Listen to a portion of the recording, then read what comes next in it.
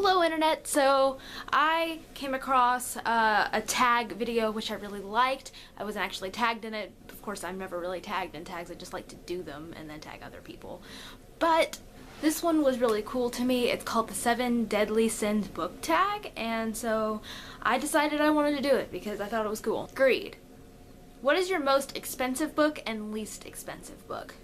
Well, I don't actually have my most expensive book yet because it's either still being made or still being sent out or organized or something, but my most expensive book is the Project for Awesome edition of The Fault in Our Stars, and since I don't have a copy of it yet, I'm just going to put a picture of it up here. Since it was a Project for Awesome perk, the money used to buy it went towards that charity, so it was kind of expensive, but it was for charity, so I went for it, and plus it's really pretty. That actually ended up costing me, I think, 50 bucks, which is totally fine, but that's probably my most expensive book. My least expensive book that I could find was probably this copy of Peter Pan, which has a sticker on it for $4.95. Wrath. What author do you have a love-hate relationship with? It didn't take me too much thinking to come up with an answer for this one, but the answer is Nicholas Sparks. Because even though I like a lot of his books and movies, I get annoyed at the fact that they all kind of revolve around kind of the same thing. First of all, someone always dies. Like, I don't think I've seen a movie based off one of his books or read one of his books where someone didn't die, and there's always like this romance, and you never really know if they're gonna end up together, and it's all really the same story, just with different characters and different settings and stuff.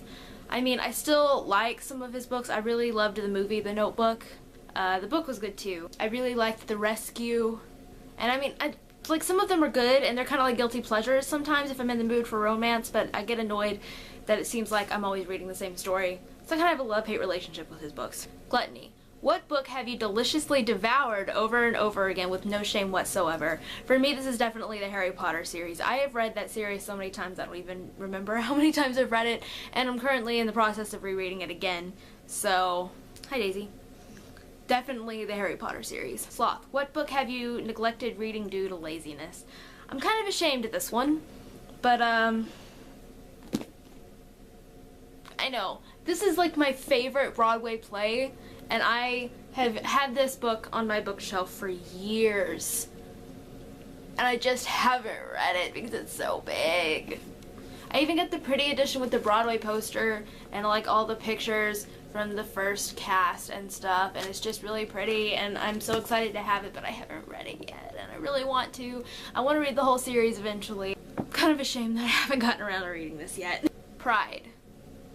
What book do you mostly talk about to sound like a very intellectual reader? Well, I'm not really one of those people that talks about a lot of like the books I read in high school, which are typically ones that make you seem like an intellectual reader. But for me, this would probably be like any of the Shakespeare plays I've read. I actually really like Shakespeare. I've been in a couple of plays. Whenever I was in 5th grade, I was in Midsummer Night's Dream, and in 6th grade, I was in Romeo and Juliet. And I read Hamlet and Julius Caesar and a few others like throughout high school and for various other type of classes or whatever. But I really like Shakespeare, so I enjoy talking about his plays and whatnot, so I guess that would probably be the most intellectual type of thing that I would actually use in a conversation. Lust. What attributes do you find most attractive in male or female characters? Really, for any kind of character, I tend to like ones who seem a little more realistic. I just feel like that there are a lot of books where the characters are just built up to be this like incredible human being, and it makes them seem less realistic somehow.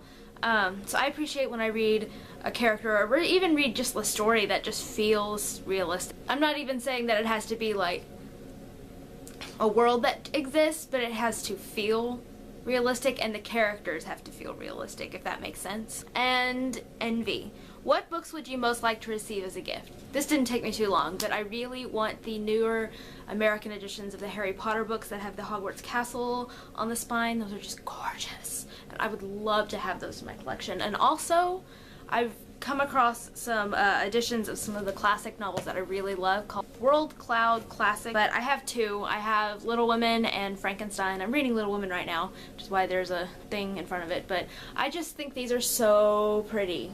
They've got like quotes and stuff and themes on the cover and the word cloud. You can't really see Little Women as much because of the lighting, but get out of the way.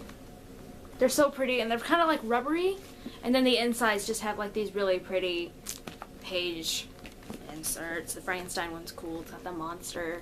I want to get as many of this edition of books as I can because I just think they're so pretty. So that's my 7 Deadly Sins book tag video thing. I'm going to tag my friend Erin, and I'm also going to tag Chrissy and Izetta, who are my partners over on Geekly, and yeah, that's about it. So yeah, I'll see you guys next time. Bye!